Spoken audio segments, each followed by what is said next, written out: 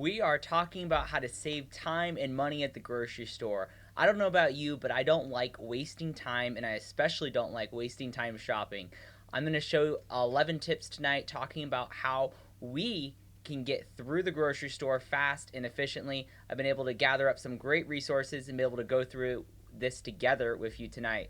So, the very first thing is we got to be able to make shopping stay within your budget and make it fun. So, we're going to be going over several things tonight, evaluating the importance of a list in meal planning, learn smart shopping strategies to help you save some money, learn the secrets and techniques that grocery stores use to ensure that you buy things, right? So we are influenced by so many different ways, not just social media, but by things that are in the grocery store.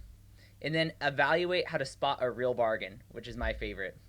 So, like I said, we're going to be going over 11 tips to be able to help you spend less money at the grocery store, help you avoid tossing food out, and just really be able to just really enjoy that lifestyle of grocery shopping and actually food in general. So we're gonna dive right into it. How to save some money. So make number one, make a list. You have to make a list. Plan out a weekly menu using ads from your local supermarkets in the area.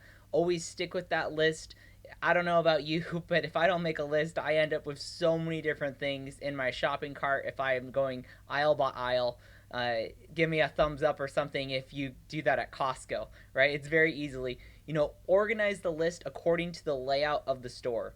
This is really important. You got to know where things are. And obviously, grocery stores like to move things around. But if you know where things are, you can go in and out 10, 15 minutes tops, maybe 20 minutes, right? And just be able to make that efficiently. So, grocery store ads. You want to be able to check those if you're bargain shopping and just be able to make that a plan. I know what stores I go to for different items, so I don't have to shop ads too often for personally. Number two, plan a budget. Know exactly how much you can spend.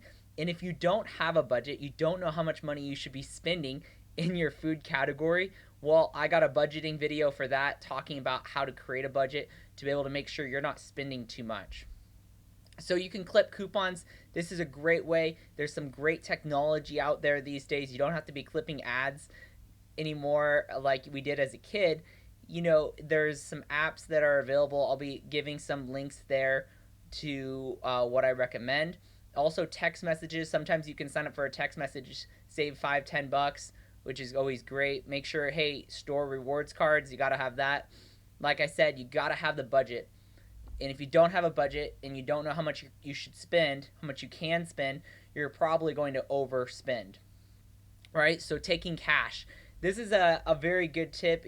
Instead of using your debit card or credit card, take cash. This can assure you that you're not going to buy something that you don't need if you don't have the resources to overspend. Right? Number three, compare stores. I mentioned this just a moment ago, but comparing stores is so crucial. If you go to one store versus another store, it might only be $1, right? Dollar, no big deal. Hey, if I know somewhere else is cheaper, I'm there at the store, I'm just going to buy it. But if you do this consistently, this could really increase your budget, your spending, I should say, not your budget. And it can really put a damper to your financial situation if you're not careful with that. So, hey, compare shops, their ads, like the store brand, generic brand versus name brands. Read the ingredients to make sure you're getting good, healthy food. Because I like getting a good bargain, but I also like eating well. And so if your first ingredient in your label is water versus, like tomatoes, for example, that's not going to be a very good solution. So, ensuring that the ingredients are good ingredients, buying organic when you can, that can be a very good solution. And sometimes buying sampler versions of your simpler versions of your favorite foods can really be a cost savings advantage. There's some very good resources there. Number four, know your prices. Okay, so this is something that I learned as a kid. Knowing the price. If I know that the price is too much, maybe I'll buy another thing instead. I'll plan my budget accordingly, my food schedule there. Check the unit prices. Sometimes unit prices are going to be, the smaller quantity might be cheaper than buying a larger quantity, especially if you're going to be throwing it out. Number one there on the top of the list is stock up when you see a good price. Anybody that knows me personally knows that I stock up. I just bought 10 boxes of cereal at Grocery Outlet yesterday.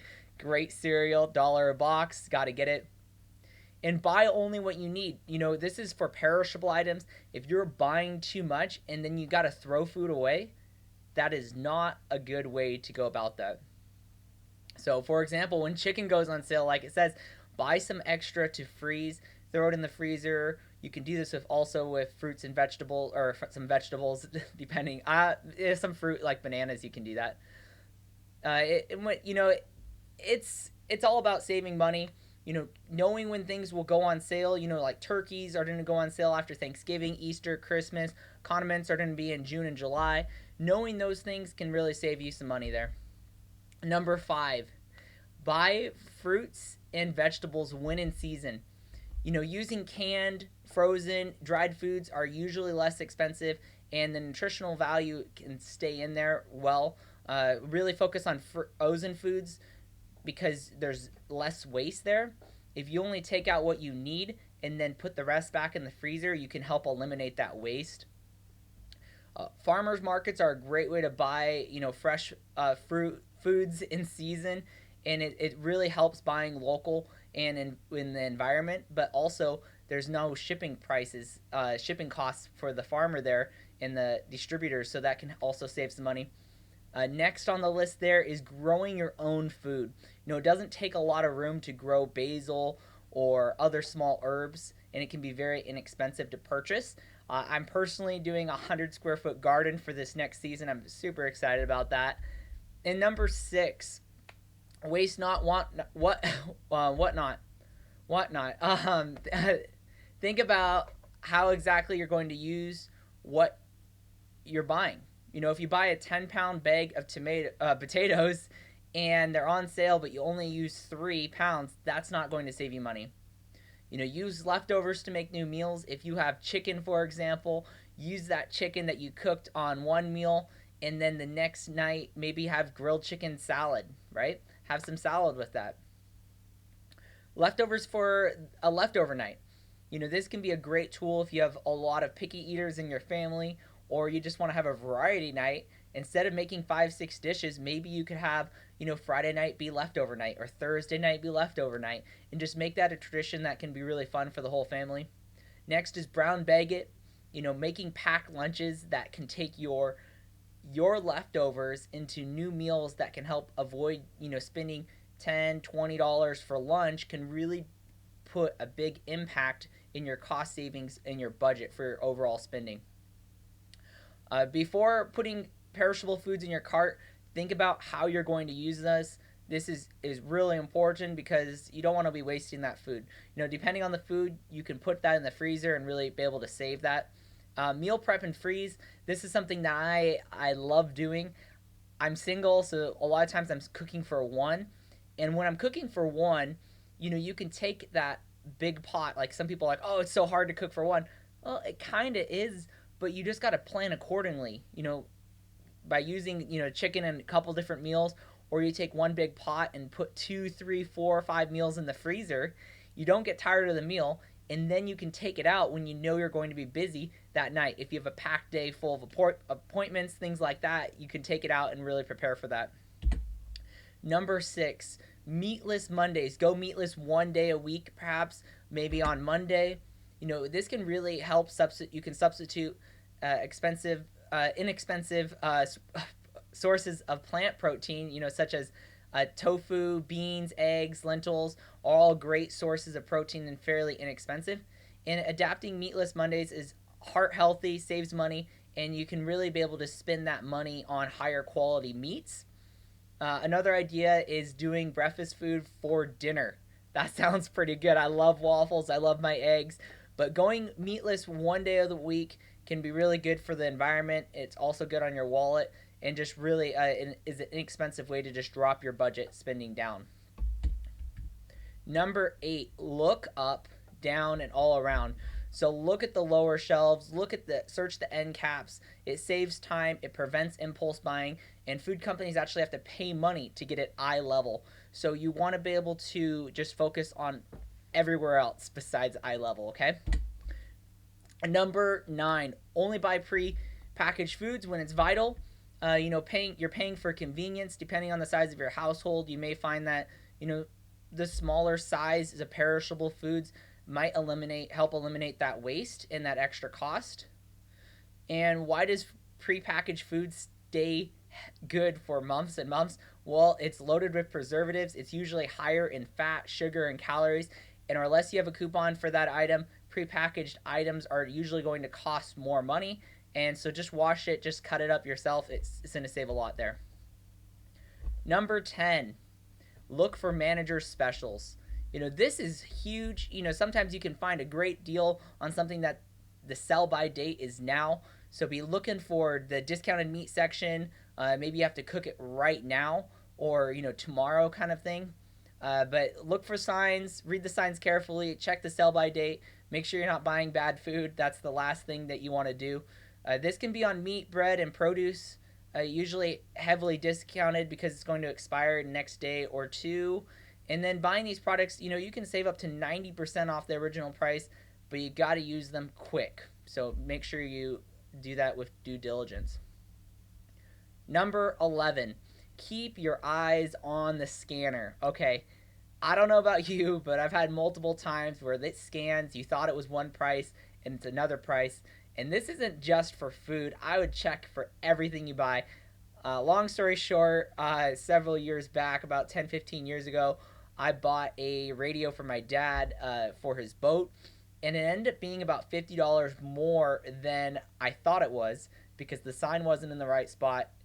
Long story short, it wasn't a good situation. We ended up paying more for it. So check the prices when they're scanning. Make sure you hand over the coupons. Some retailers, if it doesn't ring up correctly, they might give you a discount. I haven't seen that here in the area, but that is around in the country. Pay attention to the details. Hand over those coupons if you have them. Check the receipt before you leave the store. No matter how careful you are, the mistake could have happened. Always ask for a rain check. Rain checks are huge. You can save a lot of money on that. Recycle your grocery bags. I like to use reusable if you can, depending on what your COVID laws are with that. Next are more ways to save. All right, so I love saving money. How about you guys? Give me a thumbs up or something, or type in the chat box. Save. I love saving. So discount stores, grocery outlet, things along those lines. I'm not sure what's in your area. Directly from the farmer can be a great savings. Warehouse stores, Costco, Sam's Club. Leave the kids at home maybe. That might be a really good option to be able to not have that stress, that yelling, that screaming, depending on the age of your kids. I think it's important to teach these skills to your children because that's how I learn. And I learned all this. And, shop the perimeter of the store, which is huge. Shopping the outside of the store is going to help you get the better deals and less impulse buying because usually the outside's the good stuff, right? Don't be in a hurry when you're shopping. I like to go in and out, make it quick, but this leads to impulse buys and usually less using less coupons. That's why you go in with that list, right? Like we were talking about. I'm very quick, but I also know what I'm going to buy, and I avoid that.